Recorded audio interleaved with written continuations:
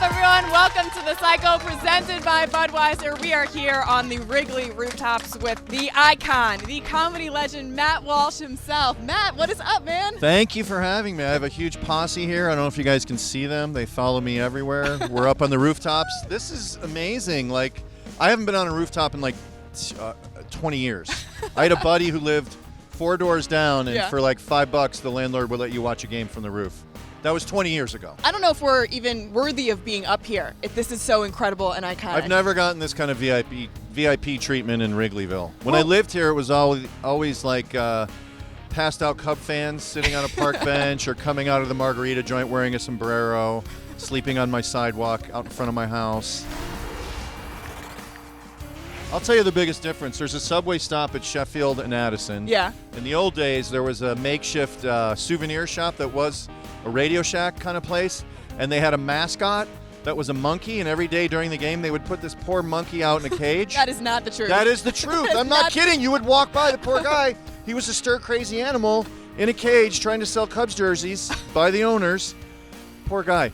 Well, thankfully, the monkey is not there so anymore. I paid my dues in this neighborhood is all I'm telling you. Yes, you have. Absolutely. The monkey, God rest his soul, I think he's in heaven.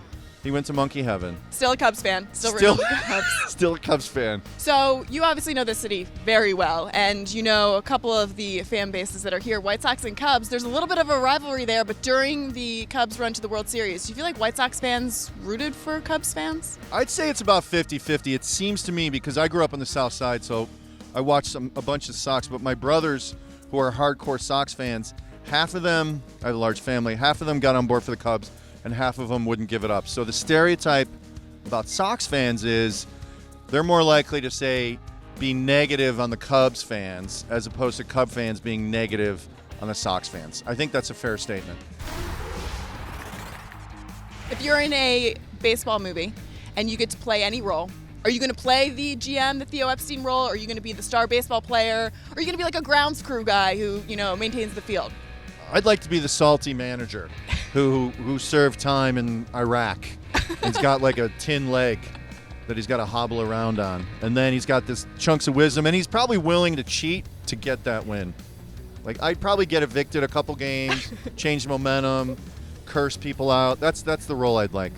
This is what you do best. I'd like Literally, to be feared as the manager of the Cubs if I was the manager. You have this incredible imagination. It really is incredible. And it comes from this comedy background. I'm just being playful. It's not that creative. Did comedy choose you, or did you choose comedy? Did I choose comedy? I come from a large family, so I think a lot of my comedy instincts were to defend myself so my older brothers wouldn't pummel me. If I could make them laugh or distract them, I would survive another day. So I started in that world. So comedy chose me. So you came up with the likes of Tina Fey, Amy Poehler, Steve Carell. When you were surrounded by this group, did you realize that there was something special there? I always felt the people I saw on stage, even at places like Improv Olympic or Second City, were the cream of the crop. When I was a freshman, I saw people like Chris Farley and Mike Myers and Steve Carell and Stephen Colbert and Amy Sedaris. And the stuff they were doing, to me, was like they were on stage at the Hollywood Bowl. I was just smitten and in love with their talent. So you just wrapped up season 7 of Veep. Congratulations, by the way. I'm a fangirl. I'm a huge... Why did it take you 10 minutes to congratulate me? Well, because we were getting there. We're building. We're learning about you, Matt. This is my victory lap, Alexa. This is my victory lap. This is what we do here on the Cycle. For making America laugh for 7 seasons, and yet you withheld positive reinforcement until halfway through this interview. All right. Yes, Veep is a legendary show. It'll probably be in the Smithsonian. Julia Dreyfus is our Lucille Ball. One of the greatest comedy shows in the last 10 years, of course. If you got to improv with any Cubs player, living or dead, current or past, it doesn't matter. It's your choice. First would be Harry Carey, because he was so funny and gregarious and just a good time. I would go old school. I would go like Ron Santo or Glenn Becker. These were the guys that were up in my room as a kid. Sure. Just to bring them back for memories. So we asked a couple of Cubs players that exact same question. David Bodie and Wilson Contreras would choose these guys to improv with on their own team. Take a listen. I would definitely choose our bullpen catcher, Chad Noble. Why is that? He's doing it constantly. He's always making people laugh or doing fun stuff, and he's really good at that. Anthony Rizzo. for sure. He's always joking around, and making fun of each other, making fun of everybody, and I think he would be the special candidate for that. We got to get us some Chad Noble up here. I love wanna that, right? test it. I want to the play. bullpen catcher. I want to do a little improv with Chad Noble. Is he? He's probably working right now. Well, we're going to have you do some improv right now. Okay. You play the press secretary on Veep. Let's have you play the Cubs press secretary. I'm going to give you some historic moments in Cubs history. Welcome, members of the media, to Cubs Media Day. I'm Matt Walsh. Feel free to ask me anything. I will assist in any way I can.